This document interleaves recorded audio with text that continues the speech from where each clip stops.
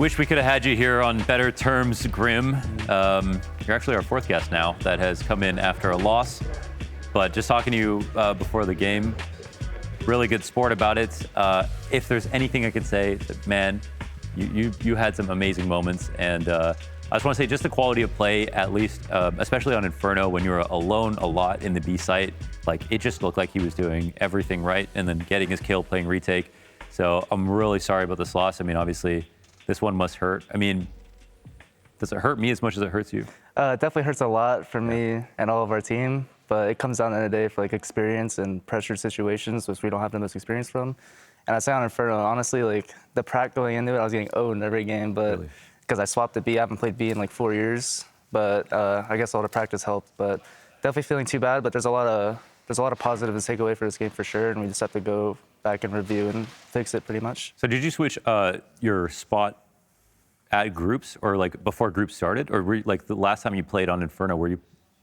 Yeah, so we swapped like during the player break. We were like our Inferno, okay, you played all the groups in B. Yeah. Okay. Because this was your best Inferno map. I mean, this is really great to watch. Yeah, how did that change go exactly? Like, what sparked that change exactly, and how did you adapt essentially? Yeah, so we would go into player break, we're like, guys, we gotta change something on Inferno, right? Everyone knows our Inferno's bad. Like, we know it's bad. We gotta fix it. So we're like, change up some spots. Like, I'll play B on both sides, T and CT, and we mid floppy the pit because we know it's like a super good anchor, and he's really good in those situations. That's why he was B before. But we just thought like a change of pace for us would be nice. And I definitely think our Inferno is a bit better than it was. Obviously, we beat NAVI, so hopefully it's a bit better. But I think that the changes are good for us, and our individuals are more comfortable. For me, I like playing in like chaotic situations, so B is always for me like banana, like going up through all these nades, like getting exec on. So I think it's a good change. It's definitely helping our team. Recently, we've been practicing a lot. Like we've only been going over Inferno like every day, nonstop for like 6 hours, really ironing everything out. So I'm glad it could pay off in the match here. I heard when you move Floppy into a new position, he just said, yeah, man, it's so easy. You just throw 2 flashes and they're all blind. You just swing and peek. Is that how it sounds when he's... Yeah. He's really good at like adjusting the spots. Like he's a very versatile player. In my opinion, he could play any role he wanted in the game. Maybe not offing, but I mean, we'll see a Floppy up one day. But yeah, I really like Floppy. He's a great teammate to have, and he's very like, his knowledge is really good. Like he always knows when to flash for you. Like he's offering setups and plays for you, and I really like playing with him. So you've taken a really positive like outlook on this. Of course, it's just, you know, you try to find anything that you can.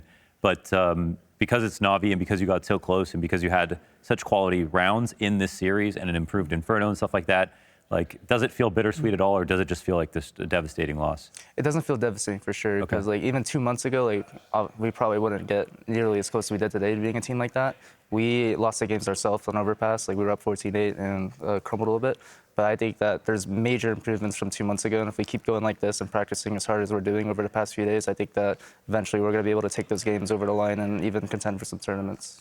Okay, speaking of Overpass, you obviously had that ace, and first let's just actually break it down from your POV. So I'm just going to play it like this. I'll just walk through this first one. You can explain your thoughts afterwards, but it's a really nice ace actually, where you kind of come out, you trade JT, you read the setup, you get the one on the right, the one on the left. Yeah, and then you're able to kind of, you guys kind of take your time here, throw a smoke down, and it's a 3-on-3 situation. This is a pretty tough situation because it's, 40 seconds left, and as your teammate plants the bomb, you just kind of hold the right side, and then as you kind of come back, aware of the flank potentially, and then this is like a really nice play here where as the smoke fades, you hit a nice shot onto the person on top of the box, I think that, or rather the person on the left side, and then the person on the box, and then the guy on the right here. You kind of have like a bit of a one-on-one situation. I'm gonna speed this up just a little bit. One-on-one situation.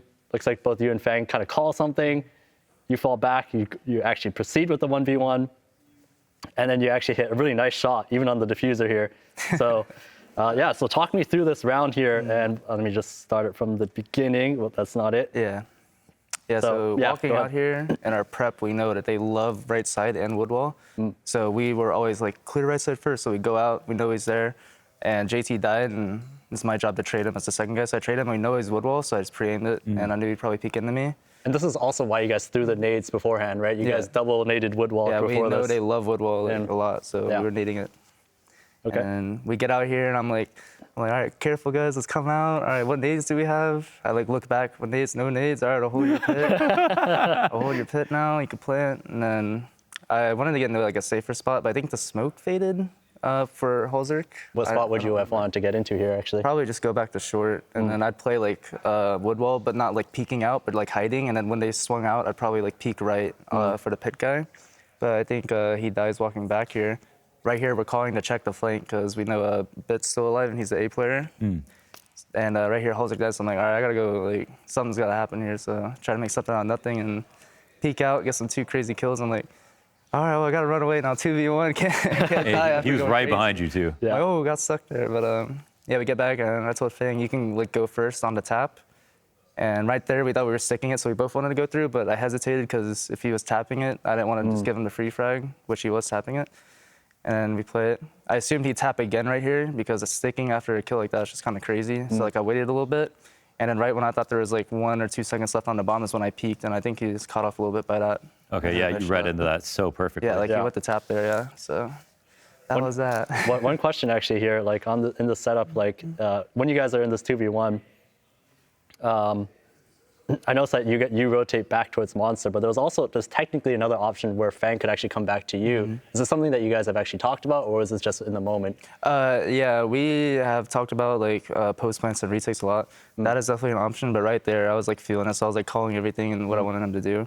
Right there, he's already like close to the sandbag, so for him to walk all the way back to Monster would take a while, and he knows I'm Monster, so I could just like run away and we can like play the odds there. Okay.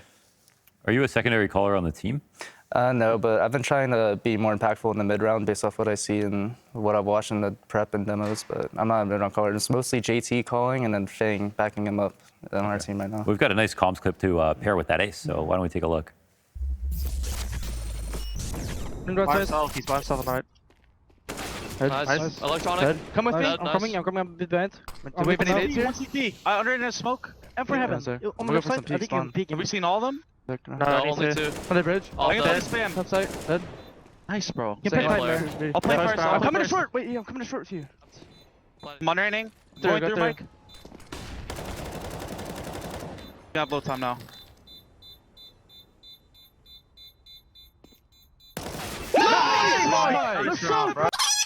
Holy. You're insane, Mike. Oh, you sexy man. Thank God we won that. They had to do everything. We were jumping through the smoke. I didn't tell him I'd go back because we were already jumping through. Like, I couldn't do it in the moment. It's too late. So I'm like, all right, he's on his own, man. But, it worked out in the end, and I'm glad we won that round for sure. It really, everyone was hyped up after that. I'm like, all right, guys, calm down. Let's focus up. We're winning this. Like, Yeah. I was saying stuff like that. Now, when we're talking about the third map, obviously, I think, okay, from our perspective, NAVI were playing way better on Overpass than they did on Inferno. It didn't mean that you guys were playing actually well on Inferno, but it felt like NAVI were barely. Did you feel that they were playing worse on Inferno from your perspective? Did it just feel like you were shoving them out of every advantage? I don't know if they were playing too particularly worse. We actually had some like super good rounds against them on Inferno. Like there's a round I walked into B and got past perfecto jiggling or something. Yeah. And then I think like we won a lot of like really good rounds that were made with like mid-round decision making. And I don't think they were playing too bad, but I think like honestly I want to give props to my team for playing so good on the map because it was our worst map like coming in for so long, and we went over like almost everything, like protocols, retakes, like reactions, and I think it shows in the server there. But I don't think they were playing worse. Maybe Simple because I don't know his kills, but he definitely had more on Overpass. Yeah, for sure. But I think he mentally reset and was like, all right, it's time to pop off, and got some good kills on Overpass. Yeah. Was there anything specific that you worked on with Inferno? Because again, from my perspective, what I noticed, like CT moving fluidly between protocol to protocol, retakes on Banana, lots of pressure, and doing it quickly. And I think that even some of the higher ranked teams here, I feel like are missing some of that, and I feel like you guys were doing it really well. Yeah, so we went over like the retakes for B, like all right, get close coffin, and we have a new flash that we throw. So we went over like pretty much all of that. I'd say the biggest thing was our mid takes on Inferno, because sometimes we weren't coordinating it too well. Like the smoke would pop, and then someone would peek before the flash, or like the flash would pop, and we weren't double peeking. So we just like reviewed it in the prac and got it all ironed out. So now in the match, I think it went pretty well, and we improved a lot on the mid takes specifically. Our CT has been a lot better. Because like in the scrims, I told you I was getting kind of owned a bit. But I reviewed all the scrims with JT, and he helped me because he's used to play B like his whole career almost. And he was telling me like things I could be better on. So I just took that and I learned a lot from it. One of the things I was struggling on was playing retake. I was always fighting in the site, but now we're really good at shifting around the map. Like if we're fighting for mid, like we smoke B, like go back, play retake, like give them the site, because there's no point to fight 2 sites at once. Like you have to be like coherent around the map. I think that's something we improved on a lot. I kept saying on the cast that like people don't understand how hard it is to get a kill when you're playing retake, and you were doing a great job of like in and out, like one frag and all the right moves. But I can't let this go down with only compliments, okay, Grim? So we've got some messy TeamSpeak moments Oh no. to go with. I think you guys can walk in. The guy that's close to you. Get close, I'm walking. Okay. Jail. Okay. I can smoke Okay, so it. you guys If you stay guys want. Yeah, we can smoke You it. don't Let's see split A right now. Yo, What's yeah. up? Exit. I might exit. Let's pick I this. think he's I'm deep smoking on it. A. I'm molly One. pop. Give me a flash. Oh, 45. Watch it again. Ivy. Watch it again. Ivy down the blind. Careful, Cars. You got 2v3. I kill one con. I kill one con. I Kill kill one one con. con and smoke palace. The Okay. molly palace. I can push it. Okay, I'm pushing. Put the smoke palace. We can go. Drop There's down a con. M4 spawn. Yes, Yeah, get just it. spawn. For save. I have pressure. again. Out all. So I'm gonna guess that's something that doesn't happen in scrims necessarily. No, those are strictly match calls. Everyone's fired up. We got the caffeine. We're going in. Like in the scrims, it's a lot more calm. But obviously, we want to come in swinging, like giving our 120%. So the comms could definitely be better. But honestly, I'd rather too much shocking than too little. Most of the time, that's too good because I'd rather know like every step of what's going on than like a small detail miss that can cost you the round. So I think it can get crazy sometimes, and we need to slow it down for sure. But like I said, I'd rather too much than too little. For Everyone's comms. locked in. Yeah. Yeah, I was gonna ask as well, like, do you guys actually review your comms as well, like when it comes to reviewing scrims and matches and stuff like that? Like, what is that process actually like? Yeah, so sometimes we watch around and we're like, wait, why did X make this peak? So we go back and listen to the comms and hear like his thought process, or like if he called for a flash or like a teammate. And then we iron it out and be like, even if there was a mistake, being like, all right, you could have called a teammate over, you could have asked for this molly, this flash. So I think we're really, really good at reviewing. We go through like even the tiny details like the comms. Okay, so we got one round, round 10, and I want to just pull up the TeamSpeak moment here. I may or may not have it in my tablet, but this is actually a good example of you kind of playing in the Inferno B site. So let's take a look at it. 2 more is B. Mid B. They're taking banana. Blind. They baited my smoke out. Popping in B. It's quiet in mid. In B. B1. He's through spawn. What the We need to send What's us. your spawn? Wait, What's your spawn? carry still. We switch towards A. Yeah. Still, he's dead. He's dead. It's simple. Dead. He was going back to B. Found there. Second. Back Low still. second. I'm swinging on him. I'm dropping. Nice. Yeah, so that was a crazy round. So they're B popping. I was obviously playing retake. They baited out my smoke with nades, which a lot of teams like to do. And Did you know that you like had a gap on that smoke? yeah, when I you knew. threw it? Okay, I so screwed you up knew it could instantly, yeah. happen. I was like, oh, Okay. no. But yeah, they had a crazy B pop there. So I think simple or someone jumped through spawn. I heard it running in my left ear. I'm like, through spawn, guys, careful. Like, I don't see anything. I don't know what's going on there. And I actually recently swapped to the A1 because I like spamming through smokes now. We're playing around smokes and they can't see the tracers. But I don't even know where I was getting a shot from. I just flicked at the smoke and he was there. But then I'm like, all right, I'm playing retake, guys. He's in spawn. Have fun. Like, come in and help. Yeah. Well, so was there any coordination between you and Fang towards spawn? Yeah, I just told him, like, I think we wanted to coordinate more with the A players because in that situation, they know where I am. So I can't really, like, make a move. It's on the other players to make a move. So I was just like, I'm just going to wait here and you guys need to clear him out. And when they get contact, I was going to creep up and try to double peek with him, but I couldn't move until that happens just because he knows where I am, basically. And so when he killed him, I, like, ran to try to trade him, which I did. And we played a solid retake after that. Yeah. You guys did a little double peek with the flash as well. Yeah, it was really, really solid. Who would win in a deathmatch, you or Twistzz? I don't know. He's really good. I've played on team with him before. I Yeah. watch his aim, like, what is going on? Like, it's like unhuman, his aim sometimes, but That's how we feel maybe about be you. close. Yeah, Yeah. I mean, we compliment each other's aim all the time. Yeah. Obviously, he had way more brain than me at the time, but I mean, our aim can still be similar. I'm Yeah. just kidding, but I think his aim is really good. And, like, Yeah. he's a really good player. So. And you play on 0.7 at 800, is that right? It's 0.72 at 800, yeah. So Yeah. it's really slow, actually, but people always tell me they think I'm playing on like 4 cents. Dude, it looks like it. I Yeah. don't know. But yeah, I think it'd be pretty close for sure. So I actually got one other clip. This is from a little while ago, but it was actually against FaZe at Pro League, and it's the ace that you had. And I actually, good thing I brought it back up here, but I actually want you to kind of break this down a little bit because I don't think, Oh no. the network seems slow. Hold okay. on 1 second. But I remember that round though. You remember that round? Yeah, okay. If I can pull this up in time, I think this will be a good round to talk about. But maybe not. Launders, can you feel a little bit? Yeah, of course. Well, oh yeah, this other thing that kept happening in the replays. We kept seeing your teammates' crosshairs. Okay, what was going on? So hallzerk, he does the most troll stuff. Like, he accidentally bought a deagle on the Anubis C pistol, and we asked for it recently. Like, no, we can't restart something. All right, hallzerk's playing for deagle. And he was DMing on that crosshair. I'm like, you keeping that crosshair, bro? And he's like, yeah, bro. Look at the sprays on this thing. I'm like, oh my god. So he actually played with that crosshair for the whole series. It wasn't a troll. I'm like looking the whole time, like, how is he even killing people? Yeah. No, we thought we were like, oh, this is a bug. Like he probably changed it before the match it or wasn't whatever. a bug. I looked to my right. I'm seeing this like weird crosshair. You know, someone used to play on that crosshair. Yeah, I know. He said he was doing his summon impression. Okay, yeah. That's what it was. Yeah. And then Floppy also went from a dot crosshair to like gap 11 and just had like 5 dots. Oh, yeah. So that one, like, he doesn't actually play with that. He has like a bunch of binds for his crosshair, so sometimes they're gonna be messed up, and then he'll like press the bind for it to go back to normal. Okay. But actually, like, I don't know why his crosshair's been like that for a while, but I think he's just like joining the server with the crosshair messed up and then fixing it as we go. I see. Okay. We actually have a team speak moment with the crosshair shenanigans. Let's listen. Him land. Who's Staring going at halls left for in a sec. Yeah, it's fine. Moto. And- Inside. Nice! Sick, guys. Bro, Nice I'm job, guys. copying that Covered. crosshair, man. Good Yeah, but I'm reaction. telling you, it's correct. Yeah, walk on. Nice. You're actually on it? Yeah. Yeah. Actually want to ask about hallzerk, or well, actually it's not over yet. I didn't Jeez, realize that it was like, crosshair looks crazier than I thought it looked. Oh my god.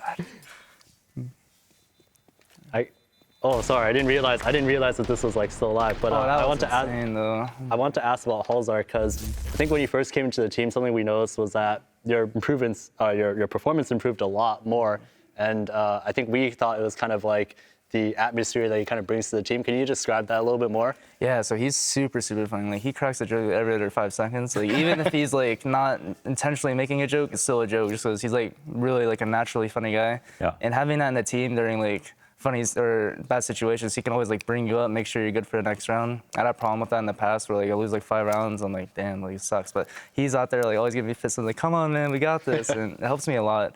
And you saw a 1v2 with him and Pitt the other day where he whiffed a lot of shots. He was like, I was just laughing like nice try because obviously he knows, like, you just gotta laugh that off. Yeah. But he takes things really chill. Like, I know he looks mad on the stream, but he's actually not that mad. He's just like that's just how he's like trolling half the time. Like, Okay. he's not actually pissed, but That's what Liquid needed. You know, you need a guy to keep the mood up a little he's bit. an awesome guy though. I love him. Yeah, that's great. We actually have a Blast TV question that I would have loved to have thought of myself, but who is the player that you grab the most inspiration from, and whose demos are you watching?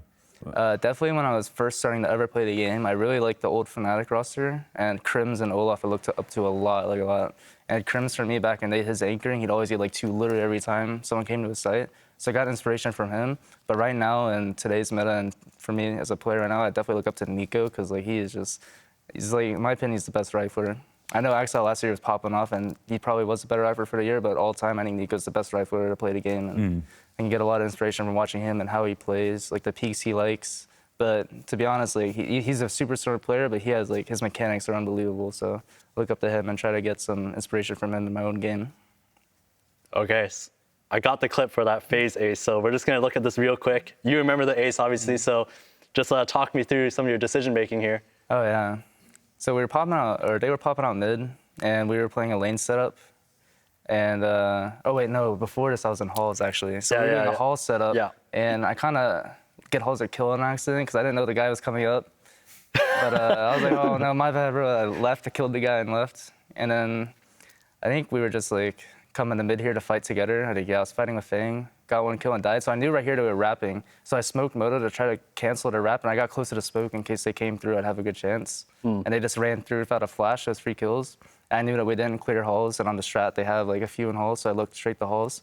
And I don't know where Rops was at this point, but I was feeling it so much. Wherever he is, he's dead. this guy's dead. Yeah. That's I think crazy. one question I got about this is I think it's pretty interesting that you decide to smoke Moto and you go close to the site because some other people might be like, I'm going to smoke it and then go pit or like headshot. Is there a reason why you decide to make this close play I just instead? prefer like fights that are super close up compared to far. And right there, I knew like there was probably no way they expected me that close to the smoke. 'Cause Yeah, I that's just right. got a kill from lane. They'd obviously think I'd probably go pit, but I'm like, you know, I'm gonna just go close to the smoke, and it worked out. I did that demo on my YouTube channel. I remember now. Yeah, Yeah. that shit was actually genius. Yeah, I watched that one. Well, Grim, I hope this conversation, all these compliments, made you feel a little bit better about the match that just took place. It was still a great game to watch, and I think you definitely won some fans. And I'm really glad that you got that ace. I think that just was a nice kind of focal point for the match where you guys showed improvements on Inferno and really tried hard to close out Overpass. So it'll be the showdown for you, of course. It's never fun to go down to the showdown, but at least it's going to the showdown with some hope. And so thank you for joining me, Mahone. Thank you for being the co-host. As usual, that's it for Blast Overtime, the show that happens only exclusively on Blast TV. And thank you for submitting your questions, which you can do every single night. So we've actually got one more night here in groups, and you're going to have to find out who the guest is tomorrow. So don't miss it.